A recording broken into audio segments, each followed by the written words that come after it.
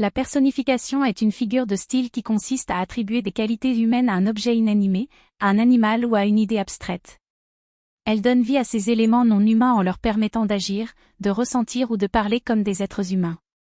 Lorsqu'on utilise la personnification, on donne souvent aux objets des caractéristiques ou des actions liées à la nature humaine, comme dans l'exemple « Le soleil sourit à travers les nuages ». Ici, le soleil est représenté comme ayant la capacité de sourire, une action typiquement humaine. La personnification est souvent utilisée dans la littérature et la poésie pour rendre les descriptions plus vivantes et plus expressives. Elle crée également une connexion émotionnelle entre le lecteur et le texte en rendant les objets plus familiers et en les dotant de sentiments ou de comportements que nous pouvons comprendre. En résumé, la personnification est une figure de style qui donne des caractéristiques humaines à des objets non humains, ce qui rend la narration ou la description plus vivante et expressive.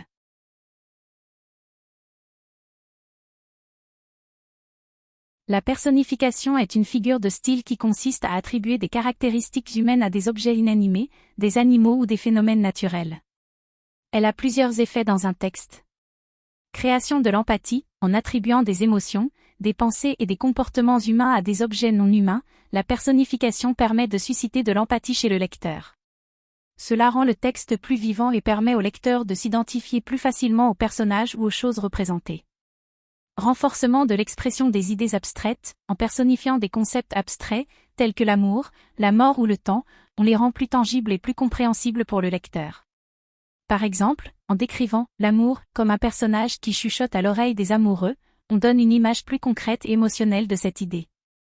Création d'images et d'émotions fortes, la personnification peut aider à créer des images poétiques et frappantes dans un texte, en donnant vie à des objets inanimés. Cela permet également de susciter des émotions plus intenses chez le lecteur, en rendant les descriptions plus évocatrices et en stimulant l'imagination. Renforcement de la symbolique, en attribuant des caractéristiques humaines à des objets, la personnification peut contribuer à renforcer le symbolisme dans un texte. Par exemple, en personnifiant le vent comme un messager qui apporte des nouvelles importantes, on peut transmettre une signification symbolique plus profonde.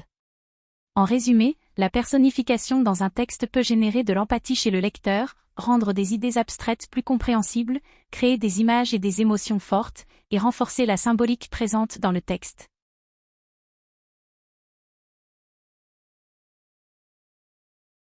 Voici quelques exemples de personnification avec les effets qu'elles produisent. Le soleil sourit et nous réchauffe. La personnification du soleil en train de sourire suggère qu'il est amical et offre de la chaleur, créant une atmosphère joyeuse. Les étoiles dansent dans le ciel nocturne, la personnification des étoiles en train de danser suggère un mouvement gracieux et poétique, créant une ambiance romantique. Le vent chuchote à mon oreille, la personnification du vent en train de chuchoter suggère qu'il communique d'une manière douce et secrète, créant une ambiance mystérieuse. Les fleurs se penchent pour boire la pluie, la personnification des fleurs en train de boire suggère une action humaine, créant une image vivante de la nature.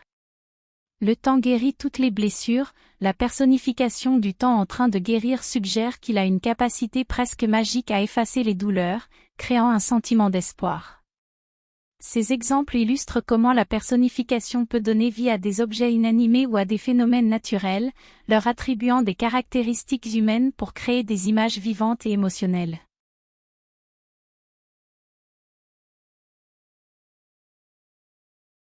Voici quelques exemples de personnification issus de textes célèbres avec une explication sur les effets qu'elles produisent. Exemple de La mer de Charles Baudelaire.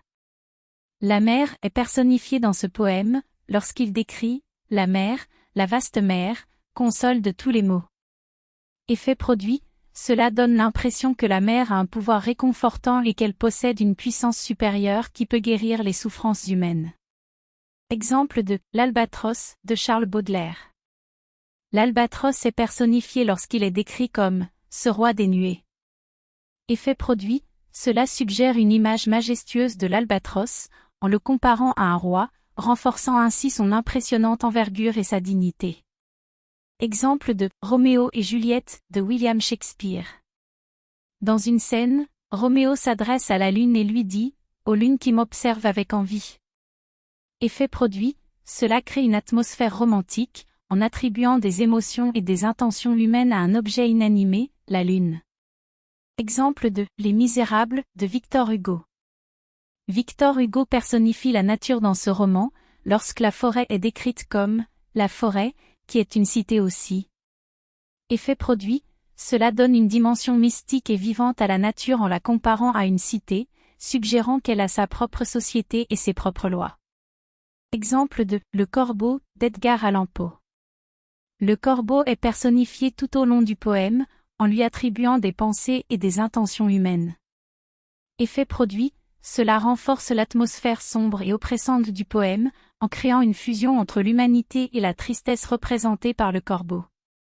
Ces exemples illustrent comment l'utilisation de la personnification dans des textes célèbres peut enrichir les descriptions, créer des images vivantes et évoquer des émotions chez les lecteurs.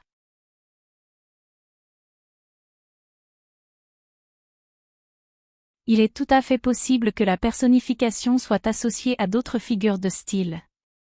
Voici quelques exemples. Métaphore. La personnification peut être utilisée dans le cadre d'une métaphore en attribuant des caractéristiques humaines à un objet ou à une idée abstraite. Par exemple, le soleil souriait à travers les nuages. Cette phrase associe la personnification, le soleil est décrit comme souriant, avec la métaphore, comparaison implicite entre le soleil et un visage souriant. L'effet produit est de rendre la description plus vivante et d'aider le lecteur à visualiser l'image. Hyperbole. La personnification peut également être utilisée dans le cadre d'une hyperbole, où une exagération volontaire est employée pour créer un effet dramatique ou humoristique. Par exemple, la mère rugissait de colère. En attribuant la capacité de rugir à la mère, on crée une image puissante qui augmente l'intensité de la description. Allégorie. La personnification peut être utilisée au sein d'une allégorie, où des personnages personnifiés représentent des concepts abstraits. Par exemple, dans La Fontaine, les animaux anthropomorphisés représentent des traits de caractère humain. Cela permet à l'auteur d'explorer des thèmes et des idées complexes de manière accessible et engageante pour le lecteur. Ironie. La personnification peut être utilisée de manière ironique en attribuant des caractéristiques humaines à des objets ou à des idées qui ne les possèdent pas normalement. Par exemple, la chaise refusait de coopérer. Cette phrase utilise la personnification pour souligner l'absurdité de la situation et créer un effet humoristique. L'association de la personnification avec d'autres figures de style ajoute de la profondeur et de l'expressivité à l'écriture, en rendant les descriptions plus vivantes, en créant des images mémorables et en explorant des idées de manière originale. La personnification est une figure de style qui attribue des traits humains à des objets inanimés, des animaux ou des concepts abstraits.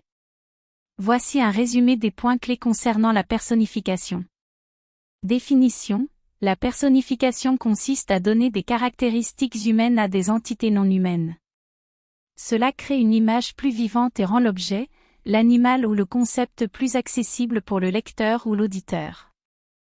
Exemple. Des exemples courants de personnification incluent l'utilisation de verbes d'action pour des objets inanimés, les étoiles dansent dans le ciel, d'adjectifs humains pour des animaux, la lune souriante, ou de l'attribution de capacités de parole à des objets, la voiture dit à son conducteur. Fonction. La personnification permet d'humaniser et de rendre plus intéressants des éléments non humains. Elle peut également être utilisée pour transmettre des émotions et des idées de manière plus expressive et mémorable. Effet. La personnification crée une image mentale plus vivante et engageante pour les lecteurs. Elle peut également aider à susciter une connexion émotionnelle plus profonde entre le lecteur et l'objet ou le concept personnifié. Utilisation. La personnification est couramment utilisée dans la littérature, la poésie, la publicité, la musique et d'autres formes d'expression artistique pour rendre le texte plus évocateur et imagé. Différence avec la métaphore. Bien que la personnification et la métaphore aient des similitudes, elles diffèrent par le fait que la personnification attribue des caractéristiques humaines à des entités non humaines, tandis que la métaphore fait une comparaison directe entre deux éléments sans attribuer de traits humains. En résumé, la personnification est une figure de style puissante qui donne des traits humains à des objets, des animaux ou des idées afin de les rendre plus vivants et accessibles au lecteur. Son utilisation aide à créer des images évocatrices et à établir une connexion émotionnelle plus forte avec le public. En conclusion, la personnification est une figure de style puissante et expressive qui attribue des caractéristiques et des actions humaines à des objets inanimés, des animaux ou des concepts abstraits. Elle permet de rendre un texte plus vivant, de susciter l'émotion chez le lecteur et de créer des images mentales plus vivantes. La personnification ajoute une dimension poétique à un texte et nous permet de mieux appréhender et comprendre le monde qui nous entoure. C'est un outil créatif et efficace utilisé par les écrivains et les poètes depuis des siècles pour transmettre des idées et des sentiments de manière plus vivante et imaginative.